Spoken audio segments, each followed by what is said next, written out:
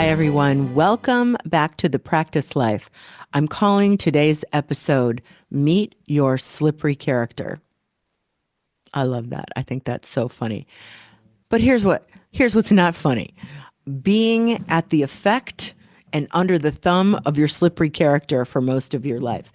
So it's a term that I've coined for the part of me that sabotages anything that would put a drop of sweat on my brow, that would send me off in the direction of my North Star, a good, practice, a good thing to do, a good practice that would be great for my body, would great for my mind, would great for my spirit.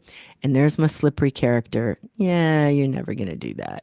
Yeah, you're not going to stick with that. Yeah, you're going to quit. You're never going to do that.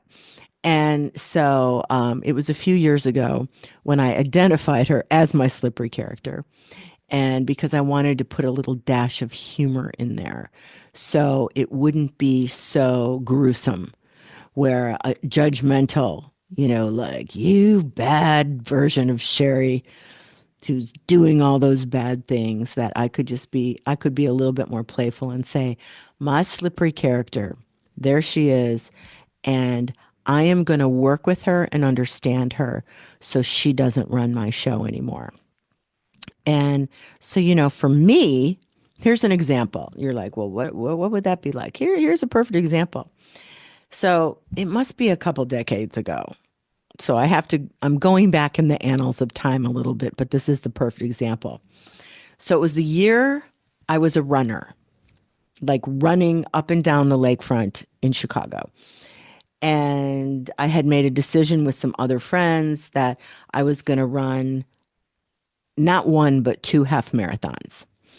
And so I began training. Since I wasn't a runner at all, I had to start like right from the beginning, walk, run, walk, run, walk, run. And so over a course of a year, my running schedule looked like 3 miles, 3 or 4 mornings a week during the week, and then a long run on the weekend, 7, 8, 9 miles. And as we got nearer to the first half marathon, we'd go for 12, like on a Saturday or a Sunday. And so that was pretty much my life for a year. And I was still busy working in television, lots of hours in that. But I would get up at the crack of dawn to get my morning runs in. I felt great in my body. I mean, weight just fell off. Um, and mind you, I was a completely addicted smoker at the time. So I'm running all these miles and I'm smoking. It was another day. I mean, now it would just be outlandish, but it was another time. And, drinking water and just feeling great, and, really dialing back alcohol consumption because you got to be ready to run the next day. So feeling really, really great and on top of it. And I had just finished the second marathon, half marathon, which was the Chicago half marathon. And so I just continued on that week with my running, and I did my weekday runs, and then it came to my weekend run. And I was going to go, I don't have to go tons of miles, but I was going to go maybe 6 miles down Lakeshore Drive. And even as I was doing that, I realized this is it. You're never running again. This is it. You've done it and it's over. And I didn't know it was my slippery character, but whoever that voice was, she'd been sowing seeds for a while. Just another month, you can be done with this. You don't have to do this anymore. Okay, yeah, you did it. You did it. It's over now. You don't have to do this anymore. And sure enough, that last weekend run, that is the last time I ever ran in my life. And that is only one example of how my slippery character would get in the way of my dreams of health, my dreams of wellness, my dreams of self care would get in the way all the time. And so finally, I decided I am going to have a real conversation. And this was maybe 7 years ago or so. And kind of get to know this part of me. And I'm like, how old are you? When these thoughts are coming about how you're not doing this, that, and that, how old are you? And I realized I was 14, maybe 15, but most likely 14. And the person I was rebelling against was my mother. You really should do this. You really should do that. You really should do that. But I'm not doing any of that.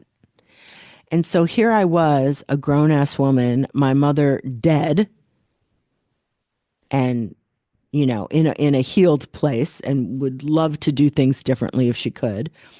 But there I am, still rebelling against a woman who's not on the planet anymore. And I am grown, still rebelling. So for some of us, our slippery character is the rebellious child in us who didn't want to be bossed around by our parents about every little thing. Another example of a slippery character would be you're paralyzed. You're paralyzed. You're afraid to fail. So your slippery character would be like, well, don't even try because you're just going to fail. Don't even try. Don't put yourself in that risky situation. And another slippery character move might be you're too afraid what others think. So don't even take a chance. You'll be a laughing stock. So what I realized is, what do I do with this slippery character? And what I realized is the best medicine is curiosity. That I'd just be curious about this little part of me that plants seeds of destruction and sabotage. And I'd just be curious about it. And I'd just keep noticing, how old are you? Who are you rebelling against? There's nobody here to rebel against anymore. And I would start to love this part of me. And when I would love her, like I would chuckle instead of admonish her. I would chuckle. And that seemed to de-weaponize her. And that's not to say that she's never going to come up. I've practiced that for a long time. But in this new way of moving through the world, I'm curious about the parts of me that are afraid, that are rebellious, that are easily angered or annoyed. I want to be curious about those parts of me so I can disarm them. I can give them a seat at the table.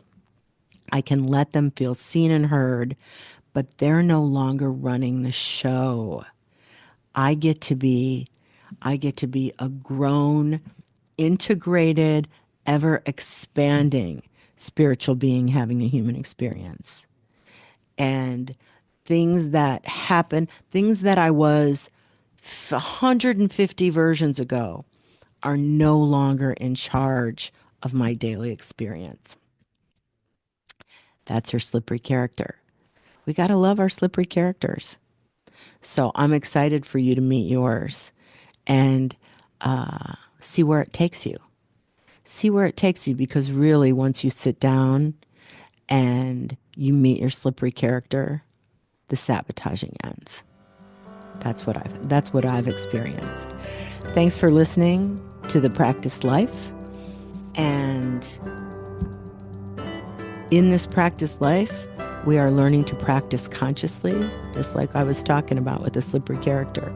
For a fabulous morning practice that you could have in your hands in just minutes, go to sherrysalata.com/free network. It only takes a minute, and you could be streaming morning magic in just a few minutes. It's good. It has changed the quality of my days, and I'm getting great feedback from listeners who have already taken the plunge and made morning magic a part of their daily lives. I'll see you next time.